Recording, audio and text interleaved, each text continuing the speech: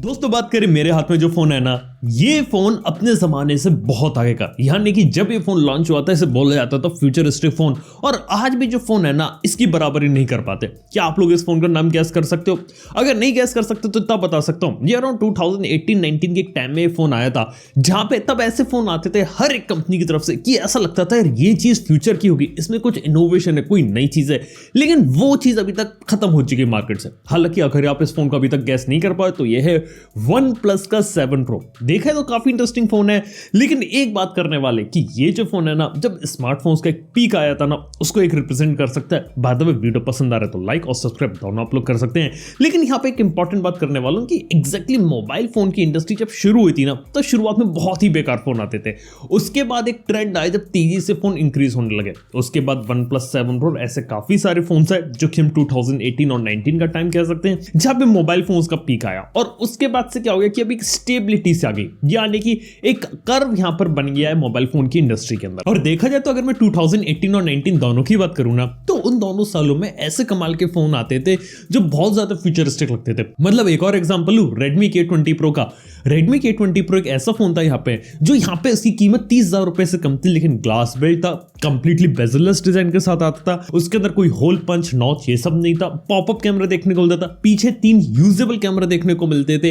इसके साथ ही AMOLED screen थी, अंडर डिस्प्ले फिंगरप्रिंट स्कैनर था, फ्लैगशिप प्रोसेसर था। कहने का मतलब ये कि उस जमाने में फोन के अंदर कोई कॉम्प्रोमाइज नहीं हो रहा था और अंडर 30,000 रुपीज प्राइस थी। और अब खुद देख सकते हो सेम रेडमी कंपनी की तरफ से 30,000 रुपीज में किस टाइप का फोन आता है। यार ये एक काफी बड़ा जंप हो गया पिछले कुछ सालों में। सिर्फ इतनी बात नहीं है यहाँ पर रेडमी का एग्जांपल, लेकिन ओप्पो वालों ने भी अपना फाइंड एक्स फोन निकाला था, जिसके अंदर पूरा टॉप पोर्शन यहाँ पे स्लाइड हुआ करता था। याद है आपको? ऐसे वीवो ने अपना वीवो नेक्स्ट निकाला था, पॉपअप कैमरे वाला फोन। ऐसी बात करें तो यहाँ पे सैमसंग ने भी स्लाइडर प्लस रोटेटिंग कैमरे वाला गैलेक्सी A80 को भी यहाँ पे इंट्रोड्यूस किया था। हालांकि बात की जाए तो ट्रेंड इतना ज्यादा क्यों नहीं चला, क्योंकि डेफिनेटली मूवेबल पार्ट्स थे। और OnePlus 7 Pro यहाँ पर मैंने यूज किया है। हालांकि देखा तो लुक वाइज डिजाइन वाइज बहुत ज्यादा फ्यूचरिस्टिक है, लेकिन इसका एक पॉपअप कैमरा यहाँ पे डेड हो गया। लेकिन अभी भी कुछ लोग हैं जो इस फोन को यहाँ पे अच्छे तरीके से चला रहे हैं, क्योंकि फोन उस जमाने के हिसाब से काफी ज्यादा फ्यूचरिस्टिक था। हालांकि पॉपअप कैमरा इतना राइवल नहीं था, लेकिन पॉपअप कैमरे से सबसे अच्छी बात पता क्या थी? वो थी प्राइवेसी की। कम से कम आपको पता तो रहेगा कि बिना बताए मोबाइल फोन का सेल्फी कैमरा आपकी फोटो ले रहा है कि नहीं ले रहा। लेकिन बात करें तो उसके बाद से ऐसा जमाना यहाँ पे चला कैसे गया, यानी कि मोबाइल फोन्स आ रहे थे, फिर एकदम से बहुत ज्यादा इनोवेशन होने लग गया, लेकिन हर कंपनी इस इनोवेशन को भूल क्यों गई? देखो 2018 और 19 का जो टाइम था ना, वहां पे काफी सारी चीजें इवॉल्व हो रही थी। खास तौर पे बात करें 5G की, उस जमाने में 5G एग्जिस्ट नहीं करता था। और ऊपर से बात करें जो 5G फोन जो कंपनी बनाती थी ना, तो उसके लिए 5G डालना कोई मैंडेटरी नहीं था। वो लोग उसका 4G वर्जन भी निकाल सकते थे, जैसे इसमें स्नैपड्रैगन 855 था, लेकिन इसके साथ 5G मॉडेम क्वालकॉम अलग से लगा रही थी, जिससे हो रहा था कि जिस फोन में 5G उसमें जाए, लेकिन अननेसेसरी कीमत उसकी नहीं पड़ेगी। ऐसी फोल्डेबल फोन्स भी अपनी एक नई जगह यहाँ पर बना रहे थे। लेकिन बात क्या हो कि वो एक ऐसा टाइम था जब कंपनियां जो थी ना, वो नए नए इनोवेशन, नई नई चीजों को ट्राई कर रही थी। और इस एरा को मैं कंपेयर कर सकता हूँ नोकिया के एरा के साथ। एक जमाने में नोकिया जब नंबर 1 हुआ करती थी ना, तो बहुत अजीबोगरीब फोन निकाला करती थी, और ऐसे फोन लोगों को बहुत पसंद आते थे। हालांकि उसके अंदर एक बात ये रहती थी कि नोकिया कुछ फोन्स निकालेगी तो उसमें से कुछ फोन्स यहाँ चलेंगे, जिसमें नया डिजाइन, नया फॉर्म फैक्टर, कुछ नई चीज होगी।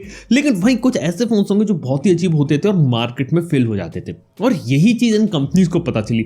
जब इस टाइप के इनोवेशन ये लोग यहाँ पे कर रहे थे, तो उन्हें पता चल गया कि इनोवेशन में रिस्क ज्यादा है, क्योंकि कोई भी कंपनी अगर इनोवेशन करने जाएगी तो फोन की कीमतें ज्यादा होंगी, क्योंकि उस जमाने में जो लोग थे वो थोड़े प्राइस कॉन्शियस भी थे आज के जैसे।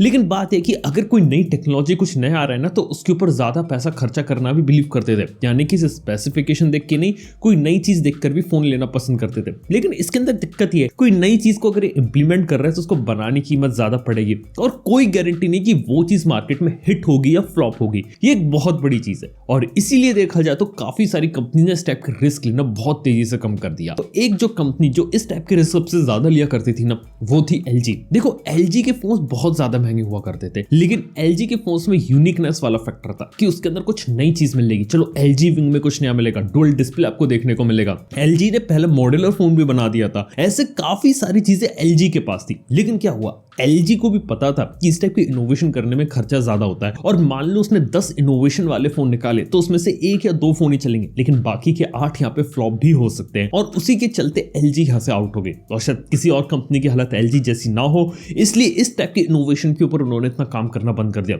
उन्होंने ये देखा कि यहाँ पे हम चलो सेफ साइड खेलते हैं और जो चीजें लोग को चाहिए सर मुफ्ती देते हैं। लेकिन यार देखा तो 2019 में एरा बहुत जबरदस्त था।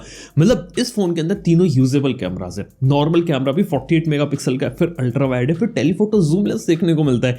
इन 3 कैमरा के अलावा किसी और कैमरे की जरूरत पड़ती ही नहीं है। फोन है मेरे हाथ में इतना ज्यादा फ्यूचरिस्टिक लगता है कि अभी के समय में भी किसी फोन से यहाँ पे कंपेयर करें तो उसमें आपको ट्रूली बेजल-लेस लुकिंग डिजाइन मिलेगा। क्वाड HD प्लस इसके अंदर रिजोल्यूशन, 90 हर्ट्ज का रिफ्रेश रेट, कर्व एमोलेड देखने को मिल रहा है, सारी चीजें देखने को मिल रही है। इवन बैटरी लाइफ भी सही थी, फास्ट चार्जिंग वगैरह सब कुछ देखने को मिलता था। लेकिन यार सैड रियलिटी यहाँ पर यही है कि यार इस टाइप की जो इनोवेशन और नई नई चीजें थी ना, अब आपको देखने को नहीं मिलेंगी यार। यानी कि OnePlus ने तो चीज बनाना बंद कर दी, लेकिन बाकी सारी कंपनीज की भी यही हालत हो गई। Vivo की तरफ से भी कुछ ऐसा हुआ, Xiaomi की तरफ से भी कुछ ऐसा ही हुआ, Oppo की तरफ से भी कुछ ऐसा ही हुआ और दोबारा से जो वैसा जो ट्रेंड है ना, हमें कहीं से देखने को मिल नहीं रहा। हाल फिलहाल बस लेटेस्ट में जिस कंपनी ने कुछ नया करने की कोशिश करी थी वो थी नथिंग।